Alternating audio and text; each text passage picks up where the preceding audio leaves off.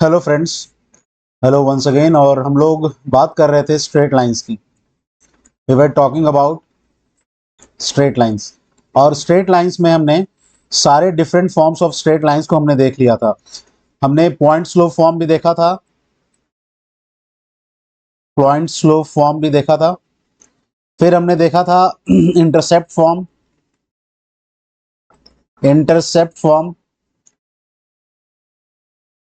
फिर हमने देखा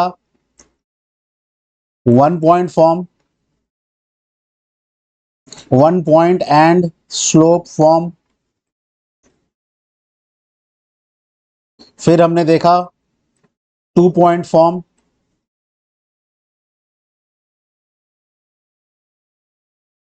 और हमने equation of straight line in terms of normal, normal to straight line and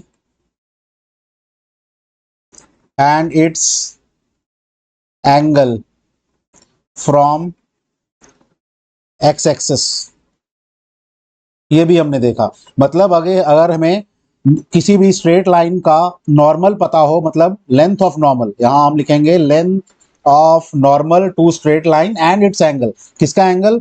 normal का एंगल, नॉर्मल का एंगल फ्रॉम एक्स एक्सिस।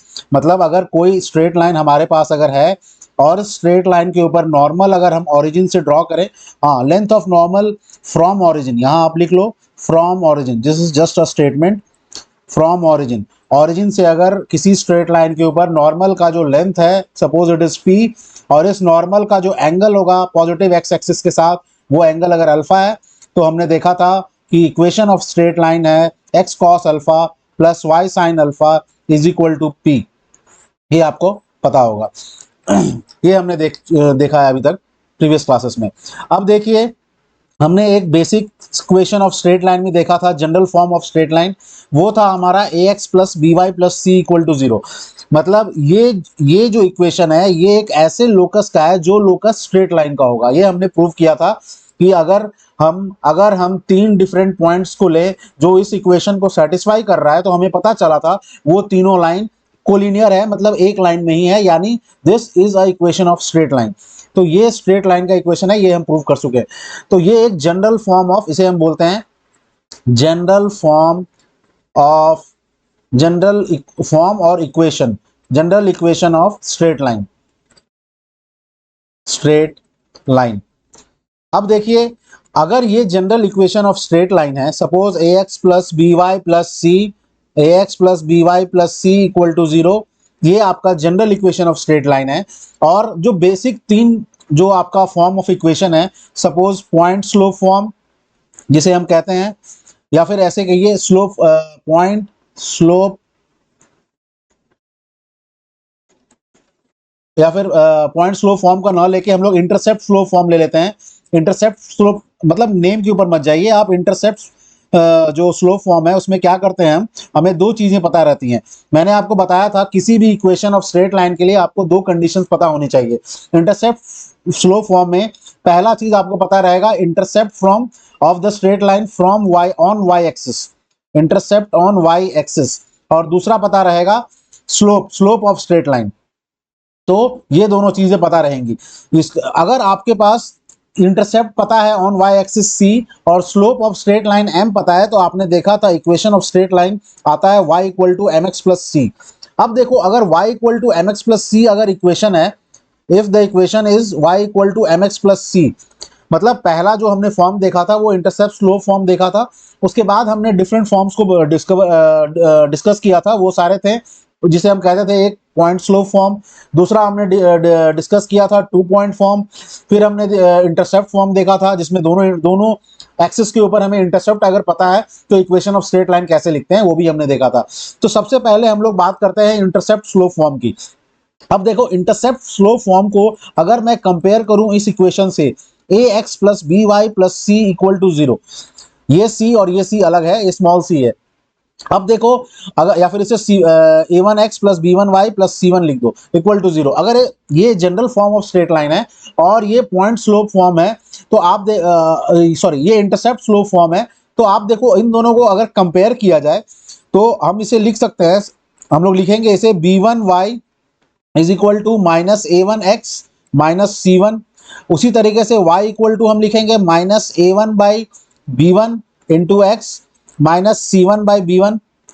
तो ये आ गया आपका y इक्वल टू, अब देखो ये वाला फॉर्म और ये वाला फॉर्म, दिस इक्वेशन 1, अगर हम इसे इक्वेशन 1 बोले और इसे इक्वेशन 2 बोले तो आपको दिख रहा होगा कि आपको दिख रहा होगा यहाँ से इक्वेशन 1 और 2 काफी कंपेरेबल है। मतलब आपको दिख रहा होगा y equal to M X plus C अगर ये है और ये y equal to minus A one by B one X minus A one by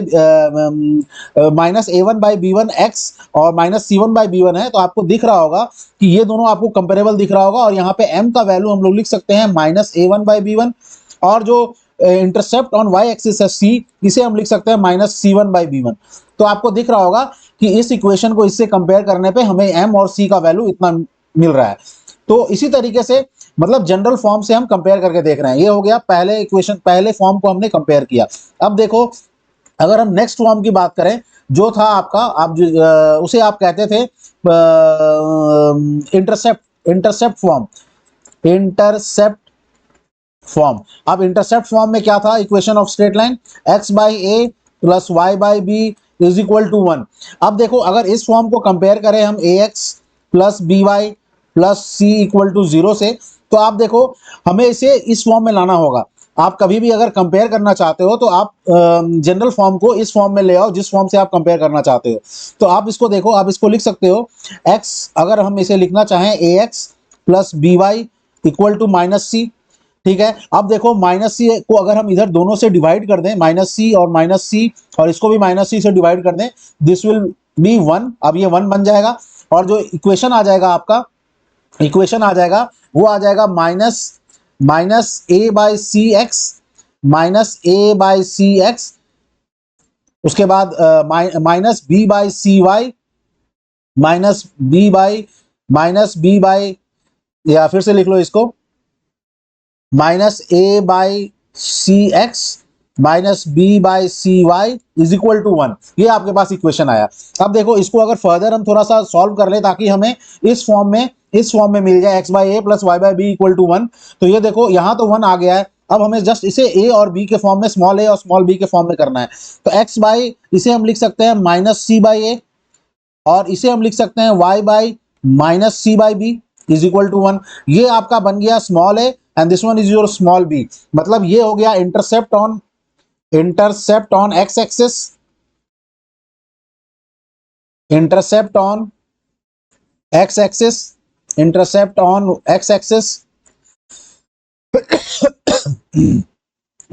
axis और ये वाला जो डिस्टेंस हुआ है दिस इज इंटरसेप्ट ऑन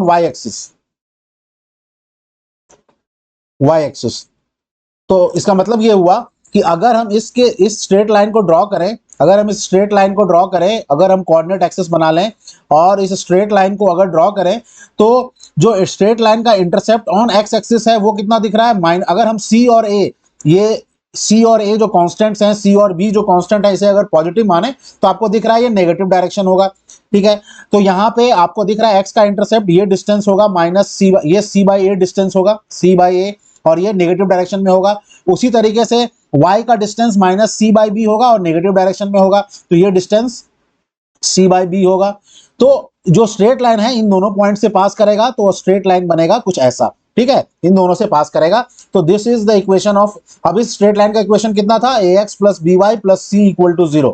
अगर हम इसे कंपेयर कर रहे हैं इंटरसेप्ट फॉर्म से तो हमें वो यहाँ पे दिख रहा है, अगर a b c ये सब चीज अगर पॉजिटिव है तब। अब देखो आप इसको ड्रॉ करके भी देख सकते हो, x by a plus y by b is equal to 1। ये जो इक्वेशन था इसमें जो intercept on x axis a था और intercept on y axis b था, ये आपको दिख रहा होगा। हम लोग जब जनरल फॉर्म की बात किए थे इंटरसेप्ट फॉर्म की तो आपको दिख रहा होगा a को हम इधर डिनोट करते थे, a, और b को हम इधर डिनोट करते थे, ठीक है। और हमारा इक्वेशन ऑफ स्ट्रेट लाइन होता था जो इन दोनों पॉइंट से पास करता था, x by a plus y by b equal to 1। लेकिन यहाँ पे देखो नेगेटिव डायरेक्शन में दोनों चीजें मिल गई हैं, वो इसीलिए हमें मिला है बिकॉज यहाँ पे a का वैल्यू जो है वो -c/a और जो स्मॉल b का वैल्यू है वो -c/b मिला है, अगर हम इस इक्वेशन से कंपेयर करें ax + by + c = 0 से। तो इसका मतलब इस अगर ये इस इक्वेशन में a b c अगर ये तीनों पॉजिटिव क्वांटिटी है तो ये जो इंटरसेप्ट्स काटेंगे x एक्सिस पे और y एक्सिस पे ये दोनों नेगेटिव डायरेक्शन में होगा और स्ट्रेट लाइन इस तरीके का होगा। तो ये यही शो करता है। अब देखो, अब हम लोग इंटरसेप्ट फॉर्म को भी देख लिए जनरल फॉर्म से कंपेयर करके, अब हम लोग थर्ड फॉर्म देख लेते हैं। हम लोग मेन फॉर्म ऑफ इक्वेशन को जनरल फॉर्म से कंपेयर कर रहे हैं। हम लोग पॉइंट स्लोप फॉर्म को नहीं लेंगे, y - y1 = m × x - x1 जो होता है उसको लेने का कोई जरूरत नहीं है, वो सिमिलर रिजल्ट्स देगा, इसीलिए वो कंपेयर करने का कोई जरूरत नहीं है। हम लोग कंपेयर करेंगे जो अदर फॉर्म्स है, जैसे हमारे पास इंटरसेप्ट फॉर्म था, एक इंटरसेप्ट स्लोप फॉर्म था, और जो तीसरा फॉर्म हम डिस्कस करेंगे वो है normal normal normal to straight line from origin and its angle with x axis ठीक है। तो ये normal to straight line from origin और ये normal to straight line from origin, और ये क्या था, इसका लेंथ लेते हैं हम लोग, length of normal to straight line from origin. अब देखो इसमें क्या था हमारे पास मतलब अगर हमारे पास एक स्ट्रेट लाइन दिया हुआ है, अगर स्ट्रेट लाइन दिया हुआ है और स्ट्रेट लाइन में सपोज हम एक स्ट्रेट लाइन ड्रॉ कर लें इस तरीके का। अब देखो यहां से जब हम नॉर्मल एक ड्रॉ करेंगे, यहां से जब हम एक नॉर्मल ड्रॉ करेंगे, यहां से ड्रॉ कर लो नॉर्मल, सपोज हम ओरिजिन से एक नॉर्मल ड्रॉ करते हैं, ठीक है। अब ओरिजिन से जब नॉर्मल ड्रॉ कर रहे हैं तो अब देखो ये इसके ऊपर नॉर्मल मतलब ये परपेंडिकुलर होगा स्ट्रेट लाइन के ऊपर। इस नॉर्मल का जो लंबाई है वो कितना है, p, मैंने पहले ही बताया, और इस नॉर्मल का एंगल कितना है पॉजिटिव x एक्सिस से, अल्फा। तो इसके इक्वेशन को हम प्रूव कर चुके हैं कि ये आता है, इस स्ट्रेट लाइन का इक्वेशन जो आएगा that is equal to x cos alpha + y sin alpha = p, ये इक्वेशन आता है। अब देखो इस इक्वेशन को हमें कंपेयर करना है ax + by + c = 0 से, जो general form of straight line है उससे कंपेयर करेंगे हम लोग। तो देखो अगर हम लोग कंपैरिजन की बात करें तो x cos alpha + y sin alpha = p, और हमें कंपेयर करना है ax + by प्लस c = 0, इससे कंपेयर करना है। अब देखो हम लोग इस चेंजेस किस में करते हैं, ax + by + c में, तो ax + by = हम लिख सकते हैं -c। अब देखो ये p जो है ये लेंथ ऑफ द नॉर्मल है, तो ये तो लेंथ जो डिस्टेंस है वो हमें पॉजिटिव ही लेना है, तो यानी ये -c को हम लोग -c ना रख के हम इसे पॉजिटिव बनाएंगे। तो ये माइनस टर्म को इधर ले आओ, तो ये बन जाएगा -ax - by = c। अब देखो अब ये कंपेरेबल लग रहा होगा। अब हम लोग इसमें क्या करेंगे, अब हम लोग आपको पहले भी मैंने बताया है कि हम लोग इसको कंपेयर जब करेंगे तो लिख सकते हैं cos alpha by -a = sin alpha by -b = p/c, आपको दिख रहा होगा। ये हम कंपेयर करके लिख रहे थे रिजल्ट। अच्छा यहाँ पे एक और कैच है कि हम लोग क्यों नहीं cos अल्फा को डायरेक्ट लिख दे रहे हैं -a के बराबर, sin अल्फा को -b के बराबर और p को c के बराबर। तो इसमें ये कैच है, हम इसे रेशियो में इसलिए लिख रहे हैं क्योंकि a, b और c ये हो सकता है कि कोई इंटीजर वैल्यू आपको दे दे, 2, 3, 5 कुछ भी दे सकता है, 7, 9, 10, 8 कुछ भी दे सकता है। अब देखो लेकिन अगर हम डायरेक्ट कंपैरिजन कर दें cos अल्फा का a से और हम लिख दें cos अल्फा = -a या फिर a, तो फिर आप देखिए यहाँ पे ये प्रॉब्लम आएगा कि cos अल्फा या sin अल्फा का वैल्यू आपको पता होगा, cos अल्फा -1 और 1 के बीच में ही वैल्यू होता है। उसी तरह sin अल्फा का भी वैल्यू क्या होता है, -1 और 1 के बीच में ही वैल्यू होता है। मतलब the value can not be greater than value of cos alpha and sin alpha can not be greater than 1। तो जब 1 से बड़ा नहीं हो सकता है तो हमें रेशियो लेकर ही काम चलाना पड़ेगा, या फिर हम दूसरा काम क्या कर सकते हैं, अगर हम रेशियो ना लें तो हम लोग ऐसे लिख सकते हैं -ax - by = c जो आया है, अगर ये इंटीग्रल फॉर्म में कोई वैल्यू रहता और इसे हम cos अल्फा से कंपेयर करना चाहते हैं, तो हम क्या करेंगे, तीनों टर्म्स को एक क्योंकि अगर हम LHS और RHS को सिमिलर चीज से अगर मल्टीप्लाई या डिवाइड करें तो कोई फर्क नहीं पड़ता है, तो हम दोनों चीज को डिवाइड करेंगे सिमिलर चीज से। अब देखो ये a है और ये b है, तो हम यहाँ से डिवीजन क्वांटिटी लेंगे वो अंडर रूट ए स्क्वायर प्लस बी स्क्वायर लेंगे, और यहाँ भी अंडर रूट ए स्क्वायर प्लस बी स्क्वायर लेंगे, मतलब हम टोटल को ए स्क्वायर प्लस बी स्क्वायर से डिवाइड कर रहे हैं। और सिमिलरली हम लोग दूसरे साइड में भी अंडर रूट ए स्क्वायर प्लस बी स्क्वायर से डिवाइड कर देंगे। अब देखो इससे हमें फायदा क्या मिला, अब जो भी ये क्वांटिटी जो रिजल्ट देगा, जो ये मैग्नीट्यूड होगा वो 1 से छोटा होगा, क्योंकि ए है और नीचे में अंडर रूट ए स्क्वायर प्लस बी स्क्वायर है, और बी क्योंकि एक इंटीग्रल वैल्यू होगा और ऐसे भी स्क्वायर है तो वो पॉजिटिव वैल्यू, ये दोनों डिवाइड करके 1 से स्मॉलर वैल्यू देगा। सिमिलरली ये भी 1 से स्मॉलर वैल्यू देगा। आप देख भी सकते हो, अगर मान लो a का वैल्यू 1 है, b का वैल्यू 2 है, तो अगर मैं, या फिर 2 और 3 मान लो, अगर a का वैल्यू 2 है, b का वैल्यू 3 है, तो आपको दिख रहा है अंडर रूट ए स्क्वायर प्लस बी स्क्वायर कितना हो जाएगा, 4 + 9 13। और जब आप 2/√13 करोगे, तो 2/√13, तो this value is less than 1। उसी तरह 3/√13 इज लेस देन 1। तो आपको कॉस अल्फा और साइन अल्फा से आप कंपेयर कर सकते हो। तो इसीलिए हम लोग अंडर रूट ए स्क्वायर प्लस बी स्क्वायर से डिवाइड कर रहे हैं। अब देखिए, अब हम लोग डायरेक्टली लिख सकते हैं इस इक्वेशन को कि जो आपका -a/√a² प्लस बी स्क्वायर है is equal to cos alpha, और -b/√a² plus b square is equal to sine alpha, और जो आपका परपेंडिकुलर का लेंथ होगा वो होगा c/√a² प्लस बी स्क्वायर। तो यहां से आपको पता चल गया कि जो आपका कॉस अल्फा का वैल्यू होगा, अगर आपके पास ax plus B Y plus c equal to 0 अगर इक्वेशन दिया हुआ है, तो इस इक्वेशन को आप डायरेक्टली ड्रॉ कर सकते हो, जिसमें आपको पता चल गया कॉस अल्फा का वैल्यू इतना, साइन अल्फा का वैल्यू इतना, और p का वैल्यू इतना। मतलब ये एक ऐसा स्ट्रेट लाइन बनाएगा जिसमें कि जो अल्फा का वैल्यू है वो आपको दिख रहा है नेगेटिव। और अब देखो ax plus B Y plus C equal to 0 के लिए हमने जो स्ट्रेट लाइन बनाया था, आपने पिछले क्लास में देखा होगा, वो जो बनाया था वो इस क्वाड्रेंट में बन रहा था। अगर आपका a b और c तीनों हम पॉजिटिव मान रहे थे, तो आपका माइनस ये आ रहा था, आपका -c/a, और ये आपका आ रहा था -c/b। अगर ये c और a और b तीनों चीज टर्म अगर पॉजिटिव हैं, तो आपका इंटरसेप्ट ऐसा कट रहा था और स्ट्रेट लाइन ऐसा आ रहा था। सिमिलरली अगर हम यहां से देखें, अब देखो इस लाइन के ऊपर ओरिजिन से अगर नॉर्मल ड्रॉ करोगे तो ऐसा ड्रॉ होगा, और ये लेंथ p होगा जिसे हम p कर रहे हैं। p का वैल्यू कितना आएगा, c/√a² प्लस बी स्क्वायर अगर कंपेयर करोगे तो, ठीक है, वही सेम वैल्यू आएगा। आप ड्रॉ करके भी देख सकते हो, एग्जांपल लेके हम लोग आगे देखेंगे PYQs, तो हम लोग एग्जांपल भी देखेंगे। और देखो जो अल्फा वैल्यू होगा, वो अल्फा हमने क्या बोला था, वो एंगल ऑफ नॉर्मल होता है कहां से, पॉजिटिव एक्स एक्सिस से। तो ये अल्फा हो गया। अब देखो कॉस अल्फा, क्योंकि ये ए बी ये सब पॉजिटिव है, तो कॉस अल्फा आपको दिख रहा है नेगेटिव मिलेगा।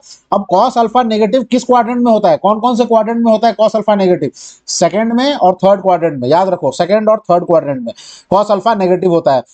उसी तरह साइन अल्फा किस क्वाड्रेंट में नेगेटिव होता है, क्योंकि यहां भी देखो बी पॉजिटिव है, तो ए और बी भी पॉजिटिव है, तो ये भी आपको नेगेटिव वैल्यू देगा, क्योंकि माइनस साइन है इसके साथ जुड़ा हुआ, तो साइन भी नेगेटिव मिलेगा। और साइन किस किस क्वाड्रेंट में नेगेटिव होता है, साइन नेगेटिव होता है हमेशा थर्ड क्वाड्रेंट में और फोर्थ क्वाड्रेंट में, तो साइन नेगेटिव होता है थर्ड और फोर्थ क्वाड्रेंट में। तो यानी कि कॉस अल्फा भी नेगेटिव है, साइन अल्फा भी नेगेटिव है, तो कॉमन क्वाड्रेंट क्या हुआ, थर्ड क्वाड्रेंट। तो यानी कि ये जो स्ट्रेट लाइन है, ये स्ट्रेट लाइन इसका जो P है वो अल्फा एंगल जो है वो थर्ड क्वाड्रेंट में जाएगा। तो आपको दिख रहा है यहां से प्रूफ हो गया कि वो स्ट्रेट लाइन यहां इस तरीके से ड्रॉ होगा अगर ए बी और सी तीनों पॉजिटिव क्वांटिटी है तो। और यहाँ पे अल्फा का वैल्यू जो होगा वो होगा कॉस इनवर्स ये वाला वैल्यू नेगेटिव वैल्यू, या फिर साइन इनवर्स ये वाला नेगेटिव वैल्यू। तो आप यहां से समझ गए होंगे।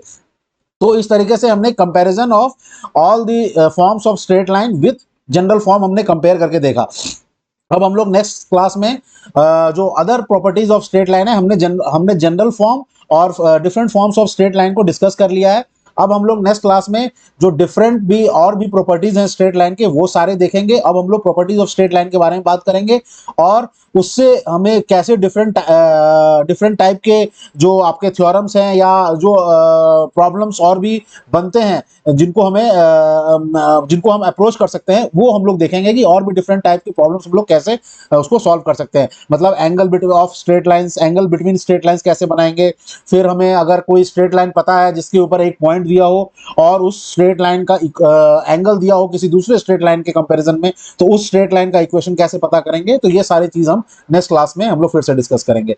सो थैंक यू वेरी मच, और बने रहिए। And there was a gap, long gap between the last video and this one. It was because कि मैं कुछ काम में बिजी था, but now the classes will continue regularly. तो आप लोग बने रहिए। Okay, thank you.